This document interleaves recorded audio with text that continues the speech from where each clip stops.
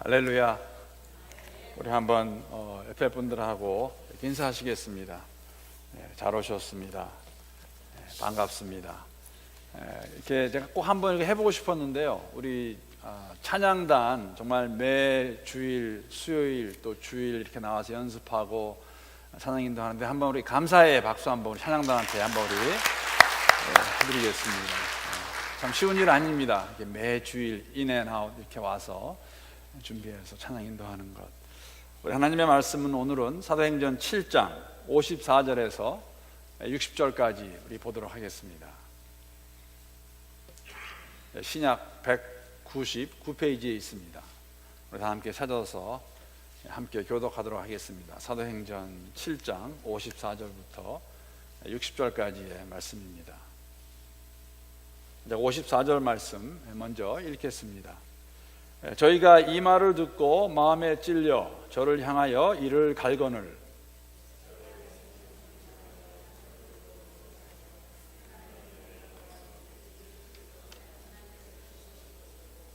말하되 보라 하늘이 열리고 인자가 하나님 우편에 서신 것을 보노라 한데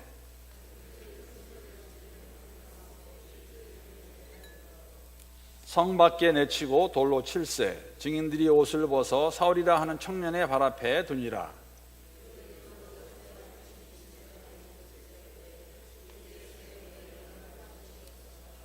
우리 함께 읽겠습니다. 무릎을 꿇고 크게 불러 가로되 주여 이 죄를 저들에게 돌리지 마옵소서 이 말을 하고 자니라. 아멘. 하나님의 말씀입니다.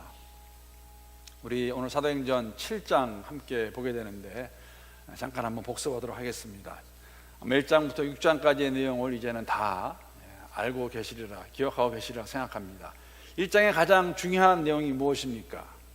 예수님께 승천하시는 승천하신 모습이 기록되어 있고 가룟 유다를 대신해서 마띠아라는 그 사도를 뽑는 장면이 1장에 나오고 있습니다. 1장 8절 말씀이 사실은 1장의 주제일 뿐만 아니라 사도행전 전체의 주제라고 그렇게 말씀을 드린 것 다 기억하시고 알고 계시리라 생각합니다. 2장에 보게 되면은 2장에는 제가 10초 드릴 테니까 그냥 헌절하게 생각해 보세요. 2장에 무엇이 그려져 있나?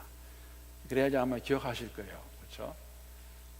2장에는 약속하신 성령께서 임재하시는 모습이 나와 있습니다. 성령이 임재하셨을 때 여러분 1장에 한 120명 정도의 성도가 있었습니다. 그 성도들이 다 성령 충만함으로 이제 방언을 이야기하죠. 그때 방언은 6월절 오순절을 지키게 와 있던 각 지역의 사람들의 말로 하는 방언이었습니다. 그것이 쓴 다음에 성령 충만한 베드로가 설교를 하였더니 몇 명이 예수를 믿습니까? 세례를 받습니까? 3,000명이 예수 믿고 세례받는 장면이 2장에 기록되어 있습니다. 2장까지 다 기억하실 거예요. 이제 자, 3장에는 어떤 것이 기록되어 있습니까? 혼자 이렇게 해보시면 3장은 저희가 잘 알고 있는 베드로와 요한이 기도하러 성전에 올라가다가 미문이라는 곳에 날 때부터 안진병으로 구걸하던 자에게 그를 일으키는, 그를 고치는 장면이 기록되어 있고 그것을 본 많은 사람들이 그곳으로 왔을 때 그 사람들을 대상으로 설교하는 그런 베드로의 모습이 3장에 기록되어 있습니다. 3장까지 문제 없으시죠? 4장 넘어갑니다. 4장에 무엇이 기록되어 있나 한번 생각해 보시기 바랍니다. 제가 시작할 때 말씀드린 것 같이 올해 한 해 동안 사도행전을 다 공부할 텐데 나중에 다 끝나고 나면 앉으셔가지고 1장에는 이러한 모습이 있었지, 2장에는 다 기억할 수 있기를 바랍니다. 4장에 보게 되면은 그 온 자들에게 이제 복음을 전합니다. 말씀을 선포할 때 5,000명이 믿습니다. 그것을 이제 이 종교 지도자들이 가만히 놔두지 않고 베드로와 요한을 잡아갑니다. 잡아가서 사실 공갈 협박은 아니었어요. 정말 위협하는 겁니다. 예수의 이름으로 말씀 선포도 하지 말고 기사와 이적도 행하지 말라고 그렇게 위협하고 그들을 내보냅니다. 그들이 감옥에 가 있을 때 신도들은 함께 모여서 기도를 하고 그들이 풀려서 나왔을 때 기뻐하고 4장 마지막 부분에 보게 되면 성도들이 모든 것을 자신들의 소유를 팔아가지고 서들의 발 앞에 가져오고 필요에 따라 그들이 갖고 있는 것을 이렇게 같이 나누는 모습이 4장에 기록되어 있습니다. 그 사장 끝에 가게 되면 바나바의 모습이 나옵니다. 그 당 성령께서 그들의 삶 가운데 역사하셔가지고 그들이 소유, 그것이 밭이 되었던, 그들이 가지고 있던 물질이 되었던, 팔아서 가지고 왔을 때 얘가 이제 바나바라는 사람이 그것을 하고 5장에 오게 되면 비슷한 모습인데, 우리가 잘 알고 있는 아나니아와 삽비라의 모습이 나와 있습니다. 언뜻 보기에는, 사람이 보기에는 동일한 행동이었지만은 바나바와 아나니아 삽비라의 행동 같지 않았습니다. 아나니아 삽비라는 그래서 사실은 죽게 되는 그 모습을 저희들이 보고 있습니다. 그 일로 또 베드로가 이렇게 설교를 하는데 이번에 또 잡혀갑니다. 4장에 잡혀가고 5장에도 잡혀가고, 4장과 5장의 다른 점은 무엇이냐면 5장에서는 4장은 그냥 잡아다가 위협하고 경고하고 내보내 주었습니다. 그런데 5장에서는 보면 경고를 했는데 또 그렇게 하니까는 잡아다가 그들에게 채찍질하고 명령해서 하지 말라고 한 다음에 풀어주게 됩니다. 어쨌든 간에 그러한 일이 있었지만은 예루살렘 교회는 지난주에 함께 나누었지만은 120명의 성도에서 3,000명이 예수 믿고 5,000명의 남자가 예수 믿고, 그래서 교회가 큰 교회로 사실은 변했는데 어떻게 모이는지는 잘 알 수 없습니다. 아마 주로 집에서 모이지, 가정에서 모이지 않았을까. 어쨌든지 간에 사람이 많이 모이고 또 교회 안에 헌금이 많이 있어가지고 그때 교회 안에서 과부들을 돌보는 일을 하게 되는데, 그때 히브리파 유대인들과 헬라파 유대인들 가운데 약간의 마찰이 생깁니다. 왜냐하면 그 구제를 할 때에 헬라파 과부들보다는 히브리파 과부들이 더 많이 받았던 것 같습니다. 더 이렇게 좋은 이렇게 아마 출입만 받은 것 같아요. 그래서 어려움이 생기고, 그것으로 어려움이 생겼을 때 사도들이 이러한 제안을 합니다. 우리가 여기서 다 하는 것이 옳지 않다. 우리는 말씀과 기도 사역에 전심을 할 테니까 너희들이 집사 7명을 뽑아서 그들이 이 일을 감당하게 해라 했을 때에 일곱 집사를 선택하게 됩니다. 근데 그들의 조건이 하나가 있었죠. 어떤 사람이 집사로 뽑힐 수 있을까 했을 때 무엇이라고 말합니까? 성령이 충만한 사람을 뽑으라고 말하고, 7명이 뽑히게 되고 그 중에 1명이 스데반 집사님이십니다. 거기까지 하고 지난주에 말씀을 끊었습니다. 사실 지난주에 6장 하반절의 후반의 모습과 오늘 7장의 전체의 내용은 스데반 집사가 사실 설교하는 모습이고, 설교하다가 그것이 이 종교 지도자들의 마음을 찔리게 했는데 그 찔렸다는 거 격분해서 스데반이 순교하는 모습을 오늘 기록하고 있습니다. 지난주에도 잠깐 말씀을 드렸지만 이 사도들이 사실은 정말 훌륭한 지도자였습니다. 교회를 이끌어가면서 자신들의 부족함이라고 말할 수도 있고, 또 자신들이 무엇을 우선순위로 두어야 될 것인가, 자신들이 할 수 있는 것이, 해야 되는 것이 무엇인가 했을 때에 말씀과 기도 사역이라고 그렇게 말하고, 교회가 그것을 듣고 그것을 동의했고 맞게 여겼고, 그래서 그들의 권고에 따라서 집사를 뽑는 모습이 나와 있었습니다.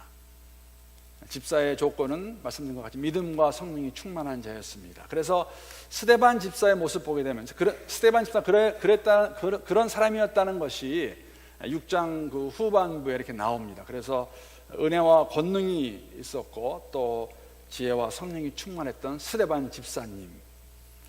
만약에 사도들이 오늘 소위 말하는 교회의 목사들의 본이라고 한다면, 즉 말씀과 기도의 사역에 최우선을 두고 우선순위를 두고 해야 되는 사역이라고 한다면은 집사님들의, 우리 안수환 집사님들의 모델을 뽑으라고 그러면은 아마 스데반이 돼야 될 것입니다. 믿음과 성령이 충만한 집사님들. 그런 말씀을 드렸습니다.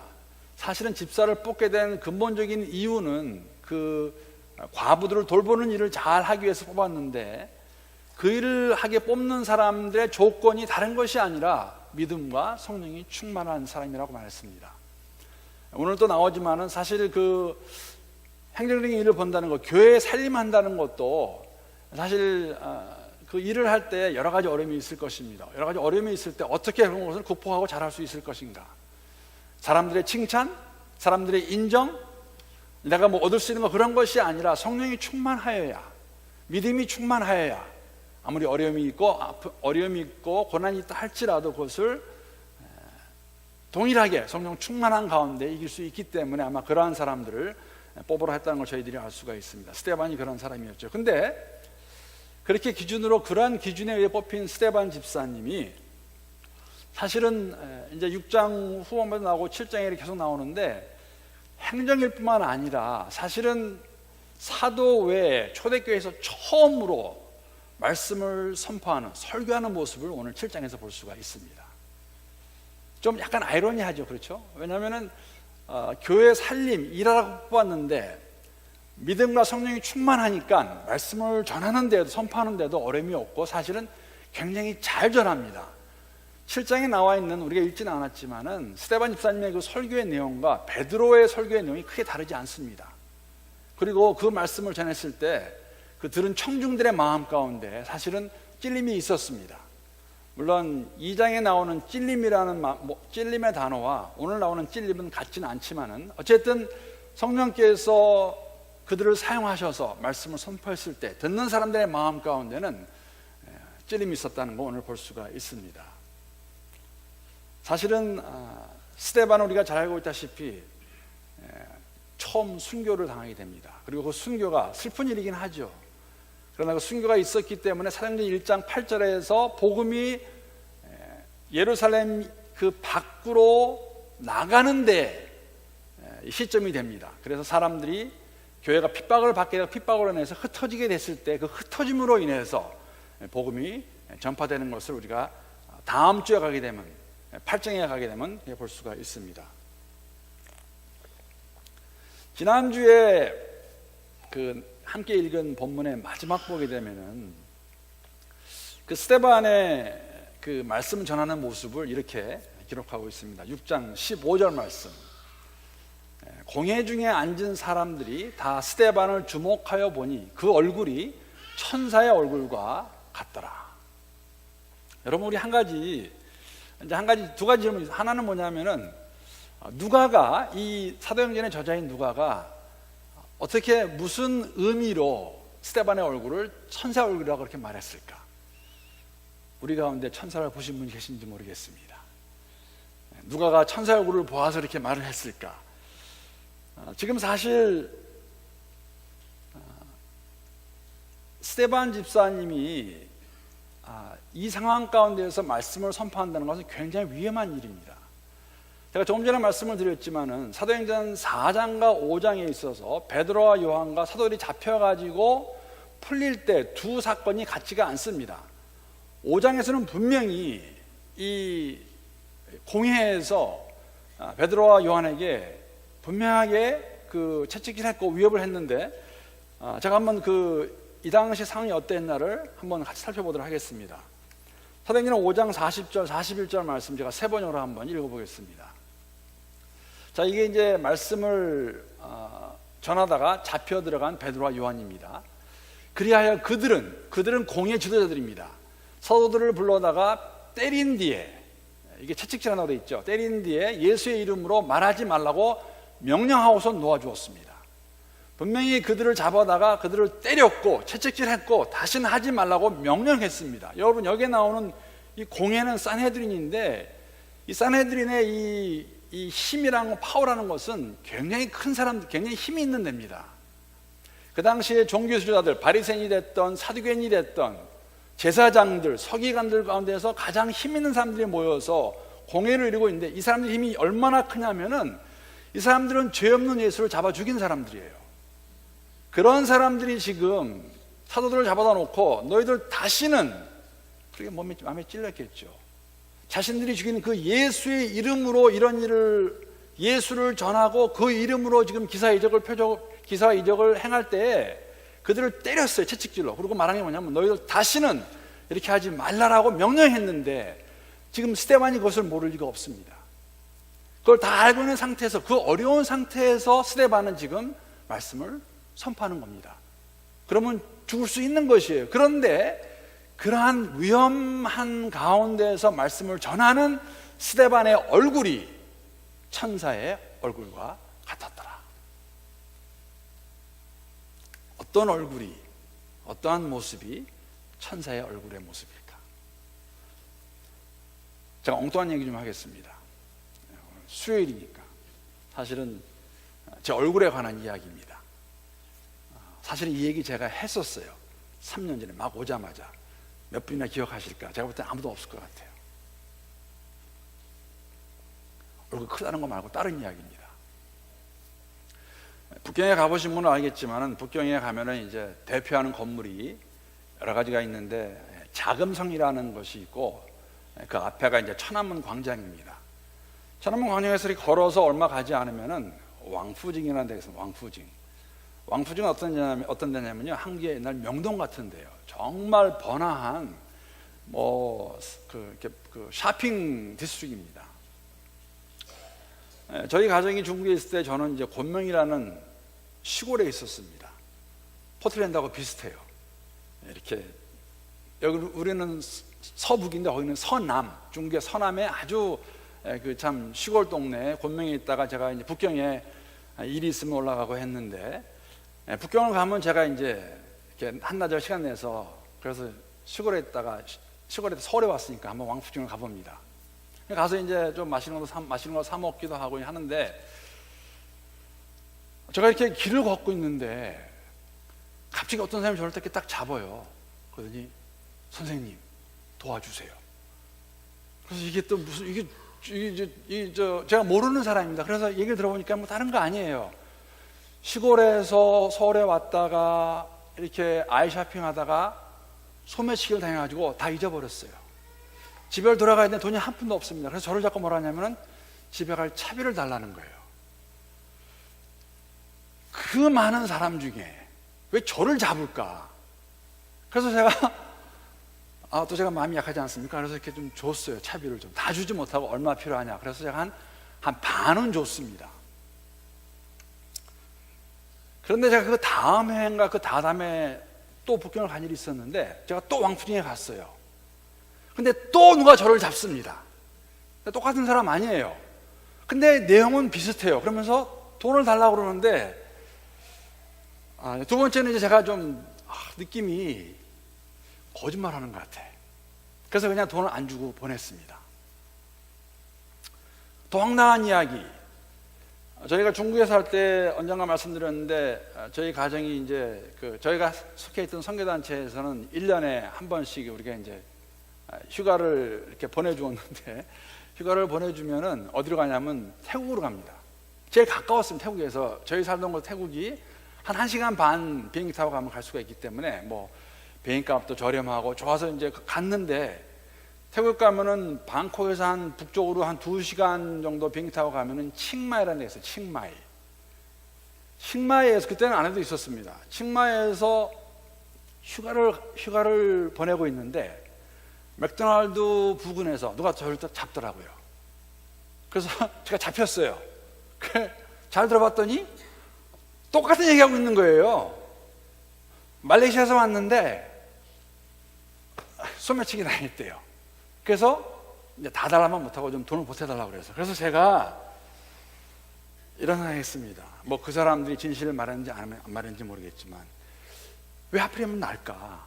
둘 중에 하나인 것 같아요. 하나는 뭐냐면 아무리 봐도 사람이 참 좋게 보여서, 아니면 누가 봐도 어리벙벙해가지고 그냥 속이 딱 좋은 사람, 둘 중에 하나였으니까 저를 잡고 돈을 달라고 그랬을 것입니다. 여러분, 왕푸징 그 큰 북경이 얼마나 큰지, 북경 인구만 3천만입니다. 그 많은 그 번화한 명동거리에서 왕푸징에서 왜 저를 잡고 돈을 달라고 그럴까? 아니 왜 칭마에서까지도 이 사람이 와서 돈을 달라고 그럴까? 내 얼굴에 뭐가 씌어져 있나?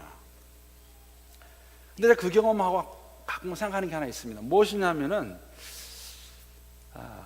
이 누가가 사실은 스데반의 얼굴을 천사의 얼굴로 비교하고 있습니다.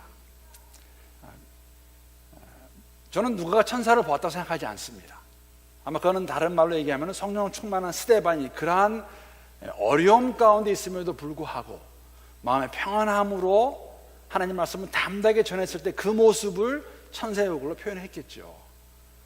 예수 믿는 여러분과 제가 세상 사람들과 그런 다른 모습이 있을까?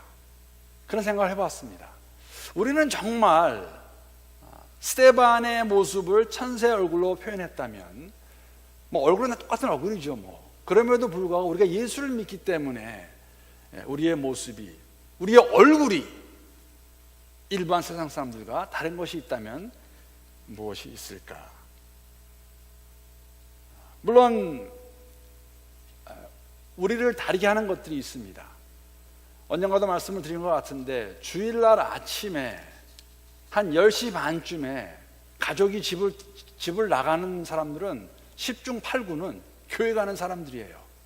만약에 우리의 이웃 가운데에서, 그렇죠, 여러분이 자녀들을 데리고 그것도 옷을 깨끗하게 입혀서 막 허둥지둥 집을 나오면은 옆에 있는 사람이 생각할 거예요. 저 사람들 교회 가는 사람들이구나. 예수 믿는, 그런 걸 제외하고 우리가 일상생활 가운데서, 우리의 삶 속에서 우리를 세상 사람들과 구별시키는 것이 있다면 그것이 무엇일까? 과연 있을까?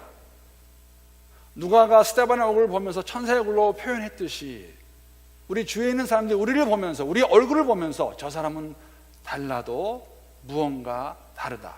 그것이 과연 무엇일까? 물론 그러한 모습은, 그러한 얼굴은 성령 충만할 때 나오는 모습이었습니다. 사실 스데반의 모습 가운데 성령 충만한 모습이 많이 나옵니다. 특히 지난주에 읽었던 6장에 있는 말씀을 보게 되면은 성령 충만한 스데반 집사님, 은혜와 권능이 있어서 정말 주위에 있는 많은 사람들에게 놀라운 일과 큰 기적을 행했다고 이렇게 기록하고 있습니다. 그리고 또 다른 모습은 사실 지난주에 나오고 오늘 계속 이어지는 건데, 지난주에 읽었던 사도행전 6장 10절에 보게 되면 이렇게 기록하고 있습니다.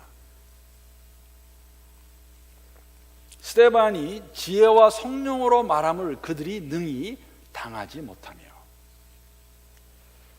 여러분, 사실 굉장히 이거 엄청난 이야기입니다. 왜냐하면 지금 스데반이 대상으로 말을 전하는 그 사람들은, 여러분, 모세의 토라를 정말 잘하는 사람들이에요.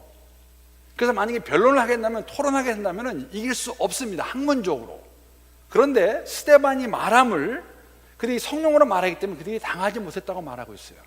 변론할 때 이기지 못했다고 말하고 있습니다. 왜? 성령 충만함으로 그가 이야기했기 때문에. 그리고 그 말을 다 듣고 난 다음에 오늘 7장 54절 본문에 처음 보게 되면 그 말을 들은 그들의 마음 가운데, 저희가 이 말을 듣고 스데반이 말한 것을 듣고 마음에 찔려, 마음은 찔렸는데 이 결과는 이제 죽이기 원하는 것이었죠. 도대체 무슨 말을 했을까? 제가 말씀드린 것 같이 이 내용은 사실 그들이 모르는 내용이 아니었어요. 오늘 읽지 않았지만 7장을 공부하니까 제가 2절부터 53절까지의 내용 간단하게 정리해서 말씀을 드리겠습니다. 베드로도 동일하게 얘기했습니다. 거의 비슷한 이야기입니다. 2절부터 8절까지의 그러니까 7장 2절부터 8절까지의 말씀을 보게 되면은 하나님께서 그들의 조상 아브라함을 택하신 이유가 무엇이었나를 스데반이 이야기합니다. 아브라함을 통해서 이루실 이스라엘 민족, 그리고 그 민족을 통해서 아브라함의 대를 통해서 올 그 씨에 대해서, 예수에 대해서 스데반이 이렇게 이야기합니다. 9절부터 16절까지의 말씀은 저희가 잘 알고 있는 요셉을 통해서 이스라엘 백성이 애굽 땅에 거주하게 되는 그 과정을 그가 설명합니다. 요셉이 있었기 때문에 이스라엘 민족이, 야곱의 가족이 이집트 땅에 갈 수 있었고, 그곳에서 민족을 이루는, 사실 여러분 그걸 잘 생각해 보시면 한 가지 이상한 것은 뭐냐면, 만약에 어느 민족이 한 400여 년 동안 노예로 팔려가게 되면 보통 그 민족은 없어집니다. 근데 여기는 반대였어요. 사실 이집트에서 70명 남짓 내려간 그 자그마한 가족이 400년 살면서 히브리 민족으로 그들이 하나가 되는 것이죠. 민족을 이루는 모습을 얘기하는 것을 저희들이 알 수가 있습니다. 그리고 17절부터 43절까지는 하나님께서 이스라엘 백성을 출애굽시키셔서 어떻게 광야의 생활을 가능케 하셨나를 보여주고 있습니다. 사실 40여 년밖에 되지 않는 그러한 삶의 모습인데, 거의 한 20절 이상, 30절 정도의 구절을 통해서 그 이야기를 지금 17절부터 43절까지 하고 있고, 그 다음에는 44절부터 53절까지는 광야에서 그들이 가지고 있던 성막에 대해서 얘기하면서, 장막이었죠. 그것이 이제 발전되어서 성전으로 변하지만은 너희들은 그 성전의 의미조차도 모르고 사실은 메시아로 오신 예수를 잡아 죽였다고 스데반이 그들에게 말을 합니다. 이 말을 들은 이 종교 지도자들의 마음 가운데 찔림이 있었고 격분되어서 사실은 이 스데반을 그 자리에서 돌로 쳐 죽입니다. 그래서 끝에 가게 되면 오늘 본문 말씀 가운데 57절, 58절 말씀 보게 되면 이들이 얼마나 격분했냐면 이렇게 기록하고 있습니다. 저희가 큰 소리를 지르며 귀를 막고 일심으로 그에게 달려들어 성 밖에 내치고 돌로 칠세. 그래서 스데반을 잡아 죽입니다. 그러면 여기서 이제 그 사울이 등장하게 되죠. 그래서 8장에 가게 되면은 다음 주에 말씀드리겠지만은 핍박이 있어서 흩어지게 되고 9장부터는 사울 이야기가 나오게 됩니다. 근데 여러분 여기에 이제 제가 말씀을 드렸는데 스데반의 설교하는 그 설교의 내용과 베드로의 설교의 내용이 많이 비슷합니다. 끝부분도 비슷해요. 베드로의 설교를 들은 청중에 찔림이 있었고 오늘 스데반의 설교를 들은 이 사람들에게도 찔림이 있었는데 그 결과는 엄청 다릅니다. 기억나시는지 모르겠지만 사도행전 2장 37절 말씀 제가 한번 보겠습니다. 스데반이 말씀을 선포했을 때, 설교했을 때 어떤 일이 있었나? 그들이, 청중이, 이스라엘 사람들이 이 말을 듣고 마음에 찔려 베드로와 다른 사도들에게 물어 이르되 형제들아 우리가 어찌할꼬 하거늘.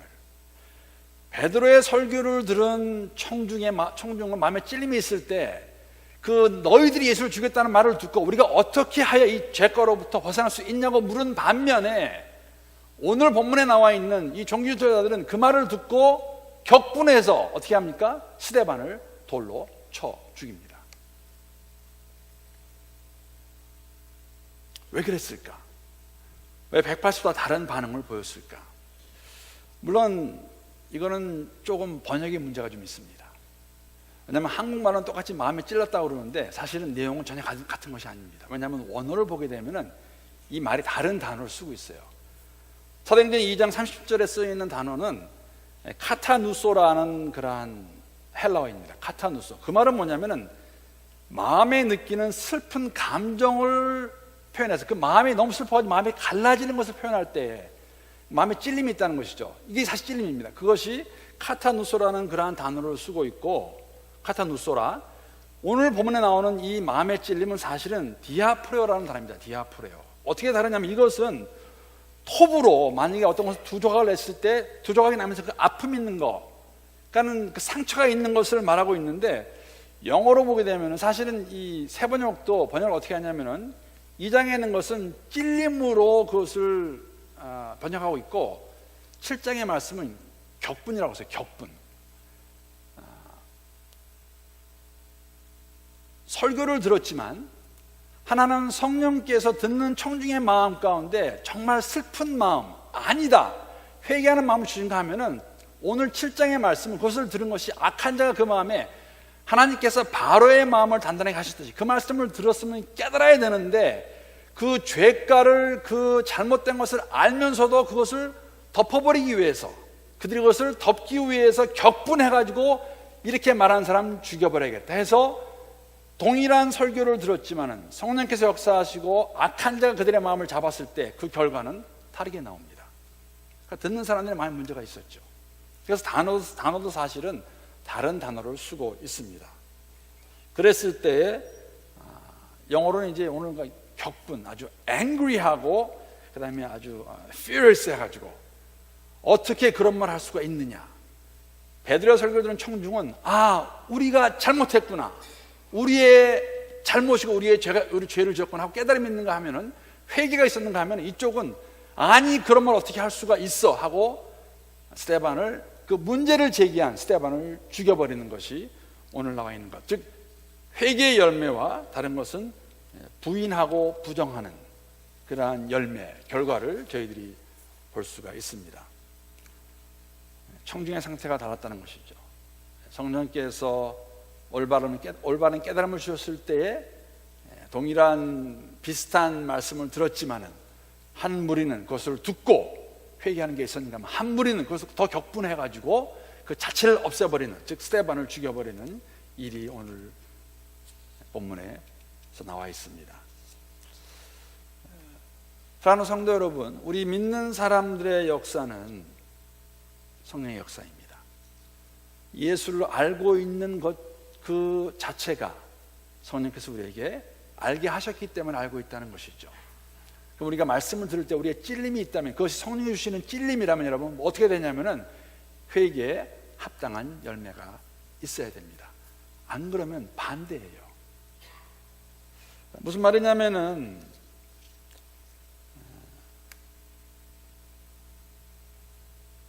우리의 삶 가운데에서 우리가 말씀을 듣고 그 말씀이 내 삶 속에서 뿌리를 내리고 열매를 맺지 못한다면 사실 우리에게도 스데반의 설교를 듣고 격분의 반응이 있을 수 있다는 겁니다.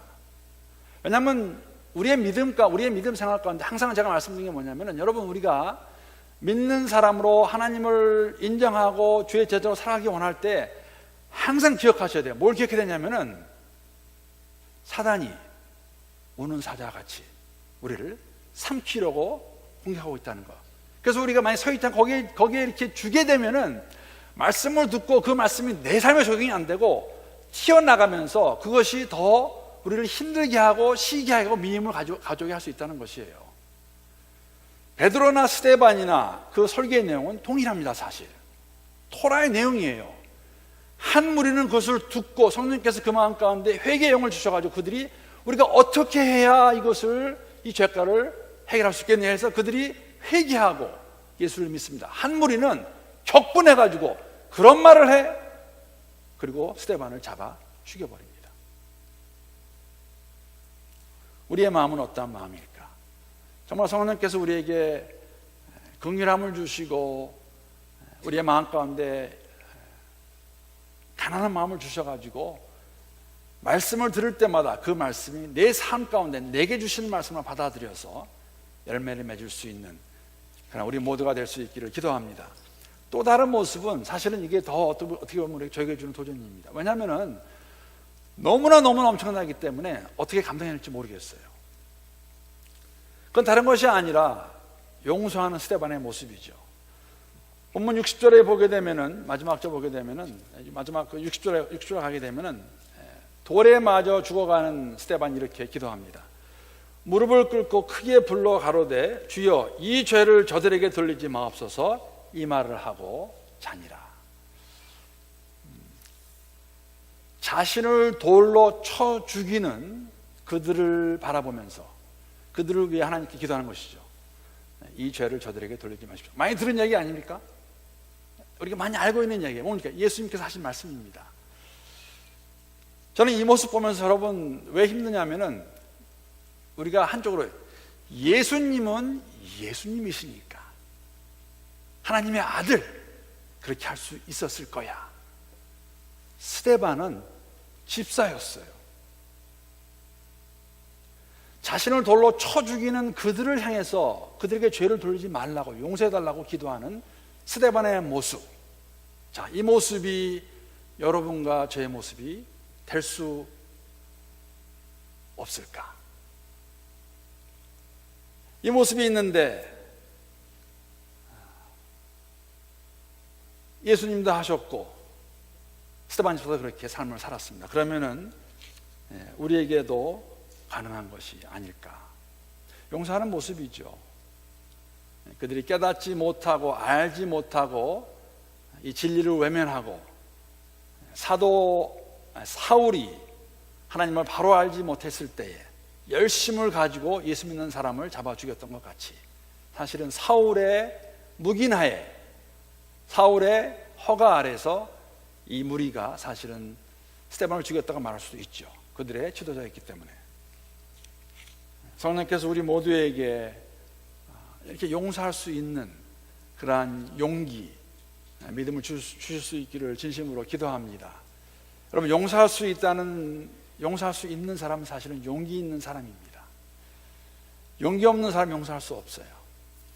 물론 이 용기는 예수께서 우리에게 보여주신 그 성품 가운데 누구인가를 우리가 예수가 누구인가를 바로 알 때에 이 용기를 얻을 수 있다는 것이 무슨 말씀이냐면은 예수님께서 이 땅에 섬기러 오셨습니다. 섬기러 오셨기 때문에 죽기까지 섬기셨고 그것을 마다하지 않으셨어요. 죽을 수 있는 용기가 있었다는 것이죠. 그러니까 여러분과 제가 예수 안에서 우리가 우리의 위치를 바로 안다면, 여러분 누구를 용서한다는 것은, 내가 그를 용서한다는 것은 그게 우리의 어떤 자존심, 어떤 교만한 그런 마음에 흠집을 낼 수가 있어요. 내가 왜 저 사람에게 쉽게 가면 굽히고 들어가? 왜 용서를 해야 돼? 잘못했는데. 나는 당연히 그를 미워할 수 있어. 그는 미움을 받을 만해 라고 말할 수 있을 거예요. 그런데 그건 예수님의 마음이 아니에요. 예수님 죽기까지 죽으러 오셨습니다. 죽으러 오셔서 십자가에 가셨던 그 예수님의 마음을 우리가 알고 그 예수가 우리의 주인으로 고백한다면 우리도 용기를 가지고 70번씩 7번까지도 용서할 수 있어야 되겠죠. 아마 490번 가다가 보면은 다 그러한 마음 없어질 거예요. 예수님의 아마 가르침이 거기에 있지 않았나. 물론 끊임없이 끝까지 용서해 주라는 그런 말씀입니다. 여러분, 제가 그 한국의 고운이라는 그 시인이 쓴 아주 짤막한 글을 제가 보았습니다. 근데 오늘 나눈 마지막에 우리가 용서할 수 있다는 것, 용서하기 위해서 예수님을 본받아야 되는데, 예수님만을 바라보고 있으면, 예수님의 성품을 우리가 본받고 있다면, 예수께서 왜 오셨나를 우리가 바로 안다면 이 일이 가능한데, 근데 이분이 쓰신 글에 이 세 줄짜리 짧은 시인데 이러한 우리가 가져야 될 마음을 잘 표시했다는 생각을 하면서, 제가 묘사했다는 생각을 해보면서 이 시를 제가 나누겠습니다. 이렇게 시가 시작돼서 끝납니다. 내려갈 때 보았네, 올라갈 때 보지 못한 그 꽃. 산 정상에 오르려고 서둘러 가다 보면 아름다운 꽃을 볼 수 없다고 합니다. 볼 수 없겠죠. 내리막길에서 천천히 내려오다 보면 예쁜 꽃을 볼 수 있다고 합니다. 예수님께서는 사실은 내려오셨습니다. 저 하늘에서 이 땅에 내려오셔가지고 다 주시고 십자가에서 돌아가시고 부활하시고 승천하셨습니다. 여러분, 예수 믿는 사람들의 삶은 내려가는 삶이에요. 어디까지? 끝까지.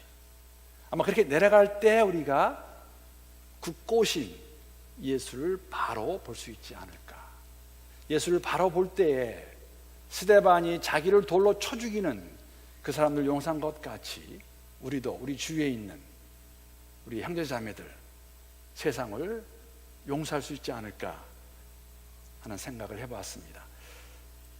스데반 집사님의 순교는 우리 개인과 교회에게 죽어야 산다고 말씀해 주시는 것 같습니다. 스데반 개인이 죽었지만 사실은 교회가 죽어야 되지 않겠습니까? 예수님을 나타내는 교회가 세상에서 인정받고 호강하며 그러한 모습, 그럼 섬기기에 오신 예수님의 모습이 아니겠죠. 세상을 끝까지 섬기고 그들에게 하나님의 사랑을 나눠주고 그리스도의 은혜를 나눠줄 수 있는, 그것을 하기 위해서는 스데반 집사가 복음을 전하다가 진리를 위해 죽은 것 같이 여러분과 저도 이 교회가 죽는다면 하나님이 사용하시는 그런 아름다운 교회가 되지 않을까. 우리는 부에 죽어야 되고 명예에 죽어야 되고 시기와 질투에 죽어야 되고 미움과 분열에 죽어야 여러분과 제가 살고 교회가 살 수 있는 것을 명심하고 우리 개개인과 교회가 그러한 모습으로 더욱더 주 앞에 다가가는 우리 모두가 될 수 있기를 함께 기도합니다. 기도하시겠습니다. 우리 함께 기도하실 때 오늘 함께 나눈 말씀을 생각하시면서